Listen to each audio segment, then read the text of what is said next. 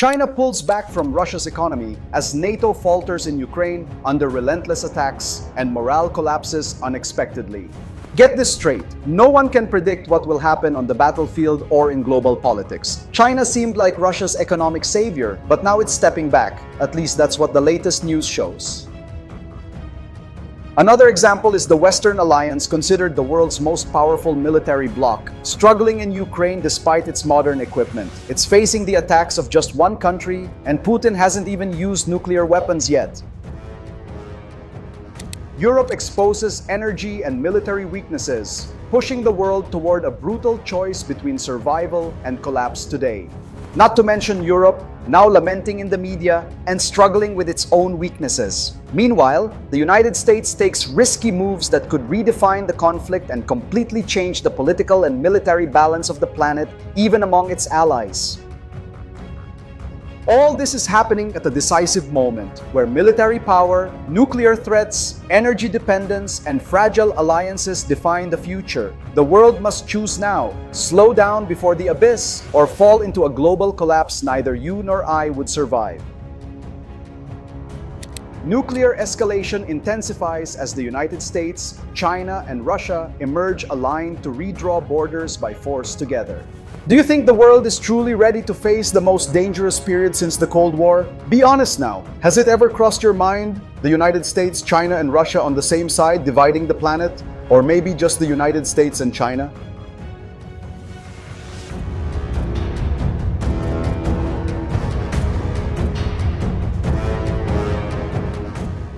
Just a reminder, this report is based on news from Sky News, The New York Times, BBC, The Guardian, Al Jazeera, Sputnik, RT News, and Telegram.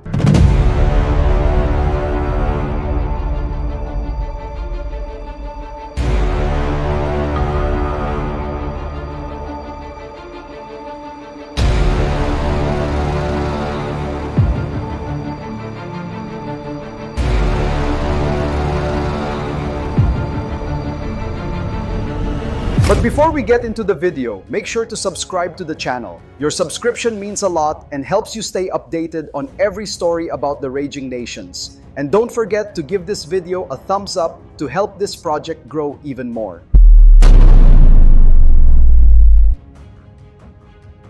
Russian troops have intensified attacks on Pokrovsk, targeting depots and supply routes. Iskander and Kalibr missiles are launched in sequence, and Ukraine tries to resist with Patriot and Iris-T systems while facing ammunition shortages and growing pressure on the front. Analysts say Moscow combines drones and short-range missiles to overload Ukrainian radars. This causes cascading defense failures, leaving entire regions exposed, morale drops fast, and every failed interception costs lives and territory.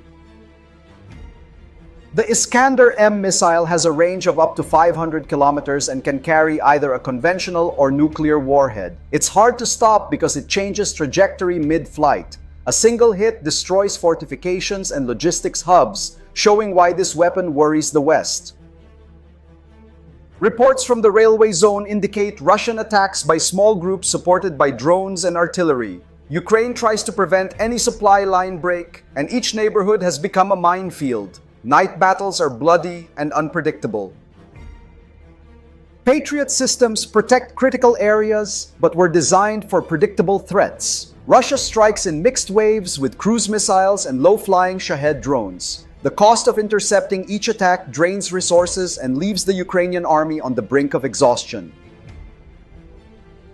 Russia breaches Pokrovsk defenses with Iskander and Kalibr, while exhausted Patriot systems fail repeatedly under pressure this week.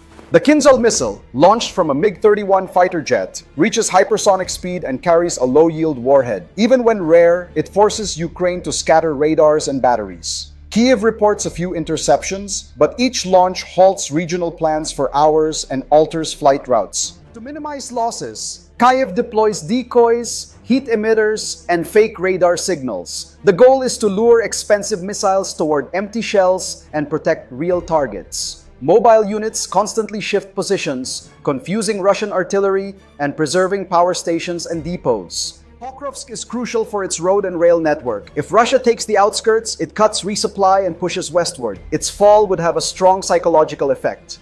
Each block becomes a battlefield of engineering, mines, sappers, and relentless night counterattacks. Inflatable decoys, fake emitters, and wooden targets are increasingly used, reducing Russian precision. Still, workshops and runways keep taking hits, disrupting maintenance. Repair speed has become a key factor this week, with engineering teams working under near-constant bombardment. Hold on, because now comes the part that changes everything. The drone war entering Russian territory, refinery strikes, Moscow's winter strategy, logistical impacts, and a control system that looks like a video game. The next 5 sections tie this scenario together. Hypersonic Kinzhal launches from a MiG-31 and forces Kiev to disperse radars, freezing regional operations for hours under threat.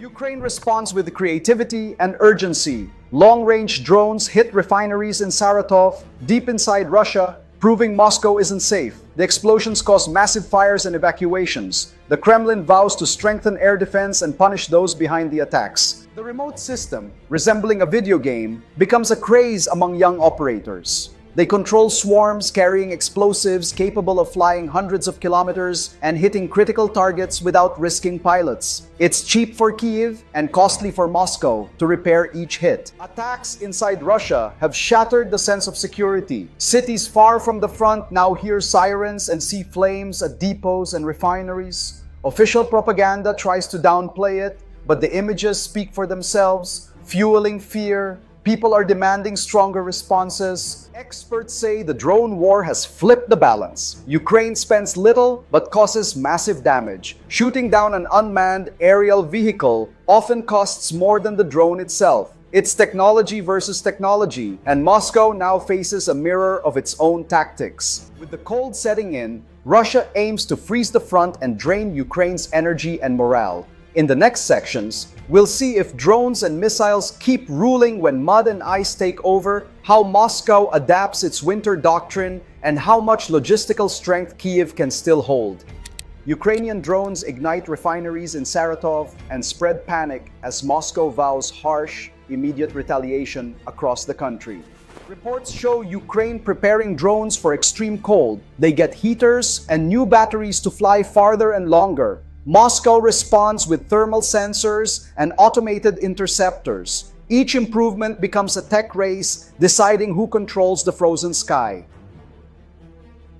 Underground, Ukrainian technicians assemble drones in tunnels and stations hidden from Russian satellites. It's become an improvised war lab. The machines leave these places ready to attack and return. The whole country has turned into a tech factory built under pressure and urgency. Private Western companies are helping Kiev with proprietary navigation software that doesn't rely on GPS and avoids Russian jamming. This increases accuracy and autonomy. Small startups are now part of national defense, turning the battlefield into a digital arena. Russia tries to respond with Pantsir and S-400 systems, but drones keep crossing borders. Military power has shifted. Tanks and jets are giving way to engineers and programmers. The new front is virtual, made of code, sensors, and eyes that see for miles. This conflict has gone beyond war. It's become a symbol. Each attack inside Russia exposes flaws in a state once seen as invincible. The next step could be far more dangerous, striking strategic or even nuclear bases, pushing the conflict to a level no one wants to test. Ukraine professionalizes cold-resistant swarms and targets Russian infrastructure, bringing the war near strategic and nuclear installations this winter.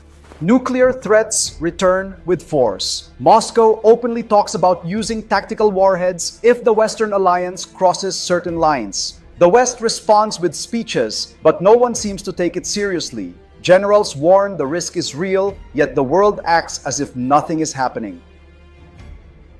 Donald Trump orders the Department of War to resume nuclear tests in Nevada, claiming it's to ensure strategic readiness. The decision sparks protests and reminds the world of the worst days of the Cold War. Scientists fear new leaks and an uncontrollable arms race.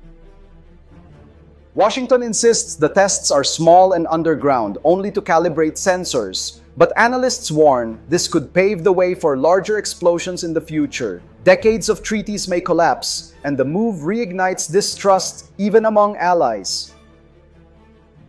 In Europe, Finland's President Alexander Stubb reports drones flying over Western Alliance nuclear facilities in Belgium. Security was immediately tightened. Among allies, fear grows of espionage and digital sabotage in what should be the world's most secure locations. With Russian threats and American tests, the fear of a third world war returns with full force. Experts say one mistake could start a catastrophe. What comes next will show whether diplomacy still works or if we're on the brink of a global radioactive collapse. Moscow threatens tactical use, and Washington resumes nuclear tests, dragging allies into an imminent atomic escalation scenario worldwide. The head of the Western Alliance, Mark Rutte, says the risk of direct confrontation with Moscow is real and growing. According to him, a single spark could set everything off. Europe is preparing with evacuation plans and military reinforcements. Tensions are high and decisions are on a countdown. Russia, for its part, displays its Yars and Sarmat missiles on TV, showing it still holds full power. Each one can strike up to 10 different targets. The message is clear. Moscow still has the strength to respond to any threat in minutes. The world watches in tense silence.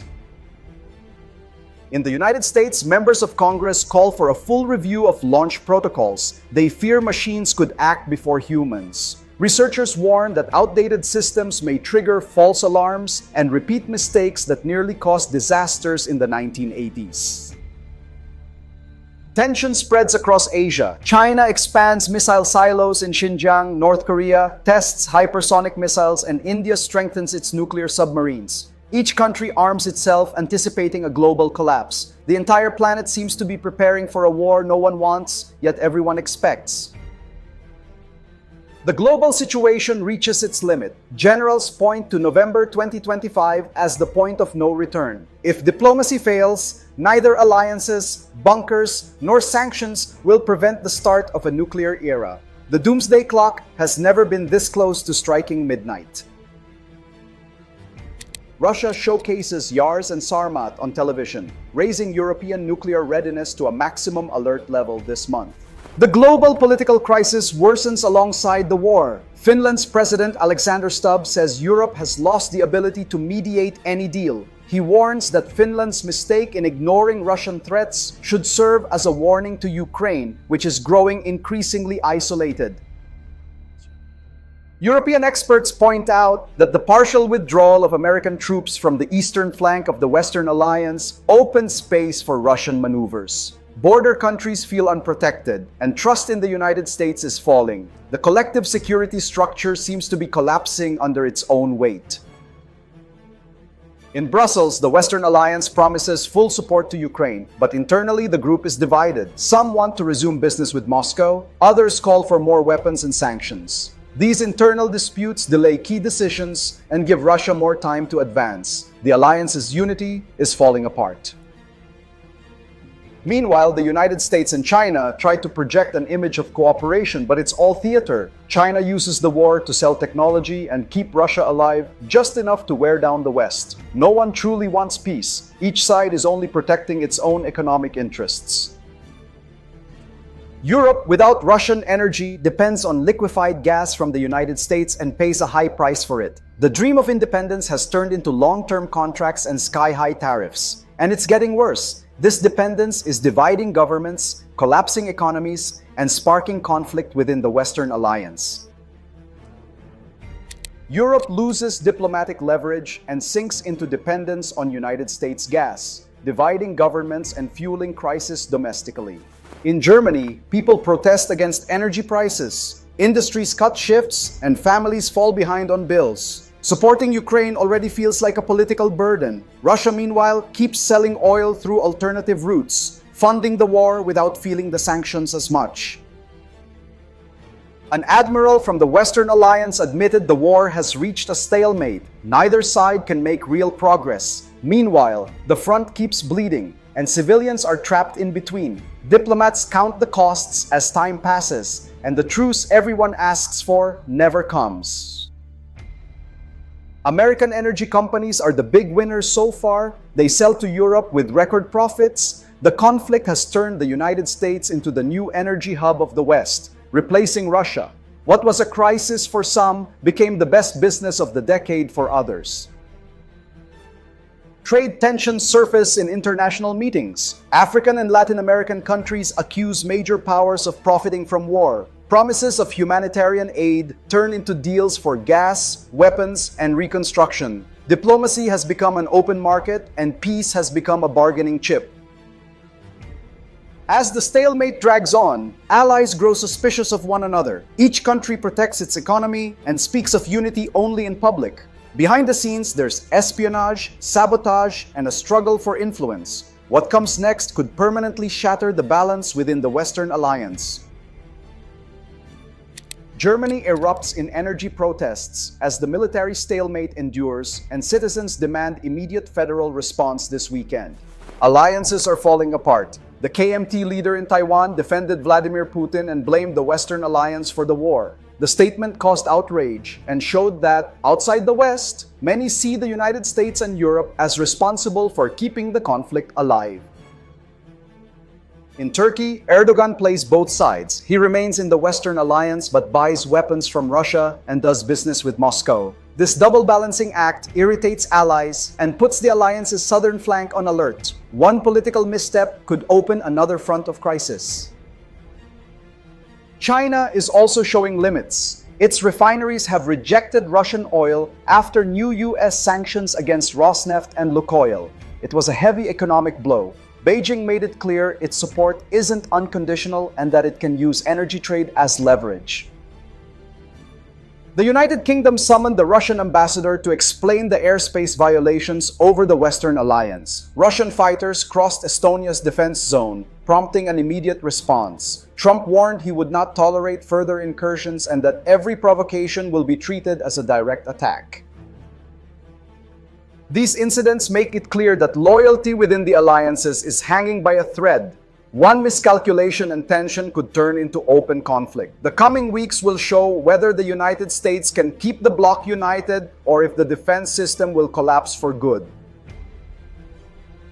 Alliances crumble as Taiwan backs Putin, Turkey wavers, and Britain answers Russian air violations over the Baltic tonight. In the United States, Trump announced he won't sell Tomahawk missiles to Ukraine while Putin continues his nuclear threats. The decision angered Europe, which saw it as American hesitation. Moscow, however, celebrated, claiming the pressure worked and the West is finally backing down.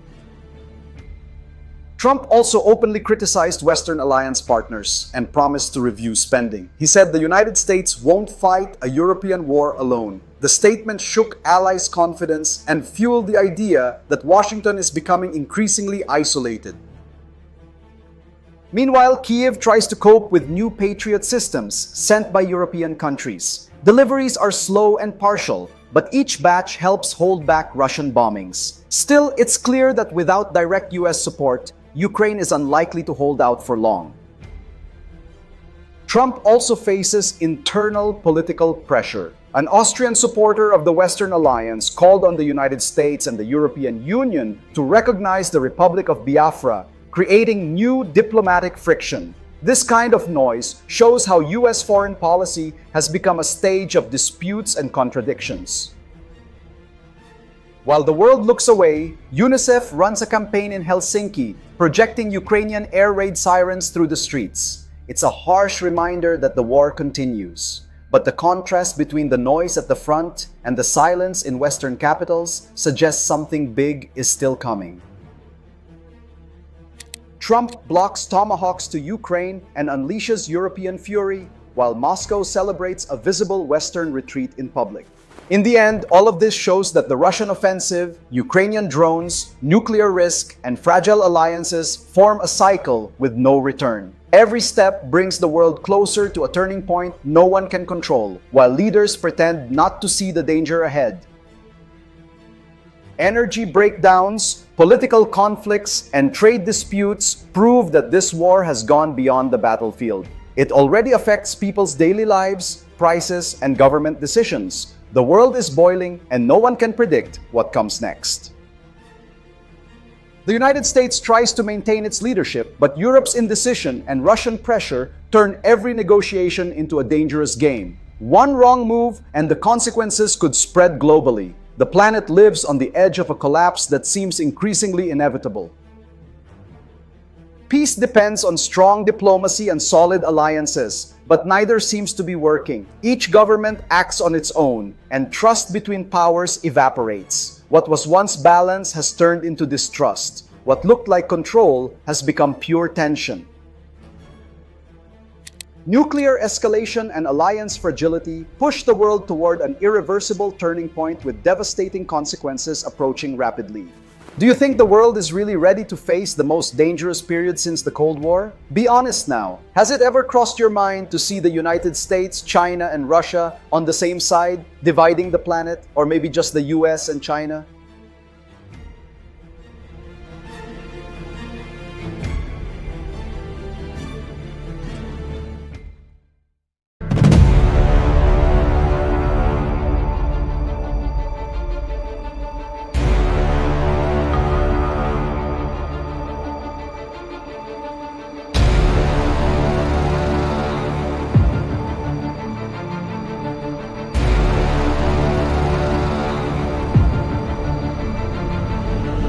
Thanks so much for sticking around until the end of the video.